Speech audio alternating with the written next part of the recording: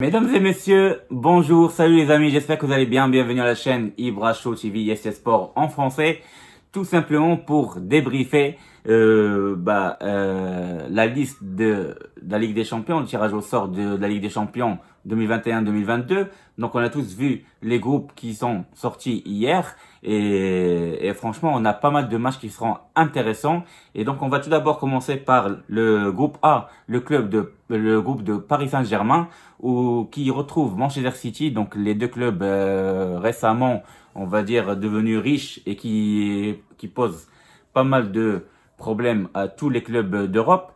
Parce que souvent ils sont en demi-finale ou en finale de la Ligue des Champions.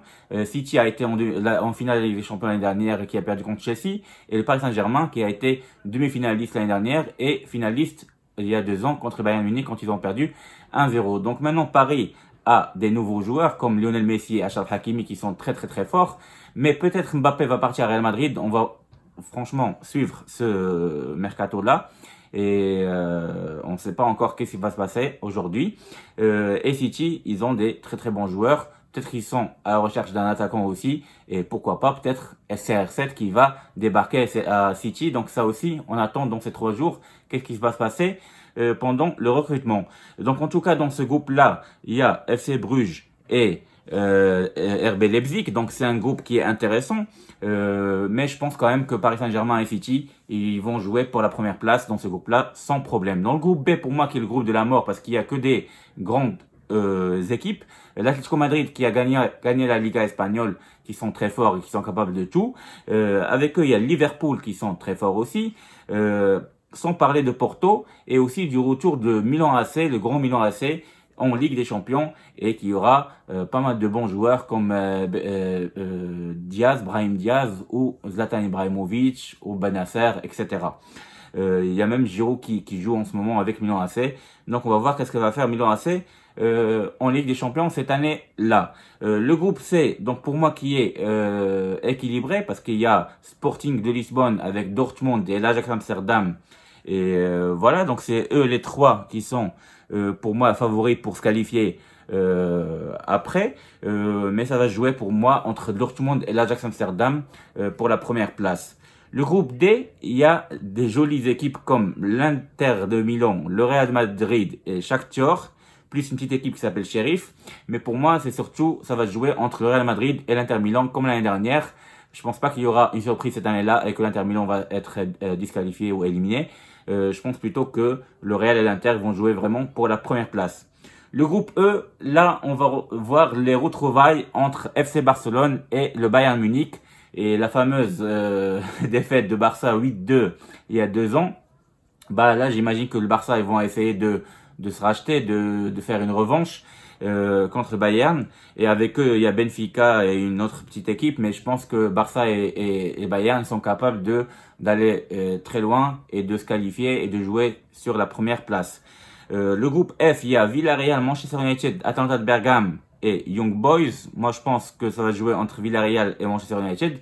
Mais on ne sait jamais, attention à Atalanta de Bergame qui sont toujours une équipe surprenante et qui peuvent être conquérants et aller vers l'avant. Et pourquoi pas se qualifier en second tour de la Ligue des Champions avec Manchester, par exemple, et éliminer Villarreal. Le groupe G de Lille qui est tombé franchement dans une poule ou un groupe moyen qui est facile pour moi. Ils peuvent se qualifier et faire quelque chose parce que à part Séville, Red Bulls et Wolfsburg, je les vois pas franchement très forts. Donc Lille peut se qualifier en 2e place par exemple après Séville après en 8e de finale. Donc on verra bien qu'est-ce que va faire Lille, voilà, qui représente la France avec le Paris Saint-Germain dans cette Ligue des Champions. Et enfin le groupe H où on retrouve le champion de la Ligue des Champions actuel Chelsea de Hakim Ziyech qui va retrouver la Juventus de CR7 actuellement, mais on ne sait pas CR7 qu'est-ce qu'il veut encore faire parce que apparemment il a demandé de partir. Et il y a le Zénith de Pétersbourg et aussi Malmö, le club suédois, l'ancien club ou le premier club de Zlatan Ibrahimovic. Donc pour moi, franchement, ça va jouer entre la Juve et Chelsea pour la première place simplement. Et les autres, ils vont jouer pour la 3e place pour jouer la Ligue Europa. Donc voilà, ça c'était mes pronostics. Donc pour les 8 groupes de la Ligue des Champions. Donc voilà, donc je pense pas qu'il y aura beaucoup de surprises. À part le groupe B, où il y a franchement des grandes équipes comme l'Atlético, Liverpool, Porto et l'AC Milan, dans tous les autres groupes, j'ai l'impression qu'il y a forcément deux équipes qui sont très favorites et qui vont se qualifier, je pense, facilement en huitième de finale.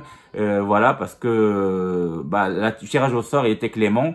Surtout qu'on a vu que le PSG était dans le chapeau 2 avec le Real, le Barça, ce qui est des choses très rares. Normalement, ils sont souvent en chapeau 1. Et le chapeau 1, c'était plutôt l'inverse. C'était, il y avait de l'Atlético Madrid, il y avait du Villarreal, etc. Mais maintenant, on va voir. De toute façon, le tirage au sort est fait. Le groupe B, pour moi, c'est le groupe de la mort. Et tous les autres groupes, pour moi, il y a toujours des favoris. Deux équipes favorites. Le groupe A, c'est PSG City. Groupe B, je peux pas savoir, mais je vais dire quand même Milan et Atlético Madrid. Groupe C, Ajax et Dortmund. Groupe D, Real et Inter Milan. Groupe E, Bayern et Barça. Groupe F, Manchester et Atalanta de Bergame. Groupe C, Lille et Séville. G plutôt. Et le groupe H, Juventus et Chelsea. Voilà, ça c'était mes pronostics. Restez avec moi. Je reviens dans une autre vidéo pour parler de la liste des joueurs convoqués par Vaidal Lozic pour le groupe du Maroc, qui va jouer en qualification de la Coupe du Monde. Et c'est très rigolo, franchement. On va s'amuser en disant, en regardant la liste de ces joueurs-là. Voilà, je vous dis à tout de suite, à très bientôt les amis. Merci et au revoir.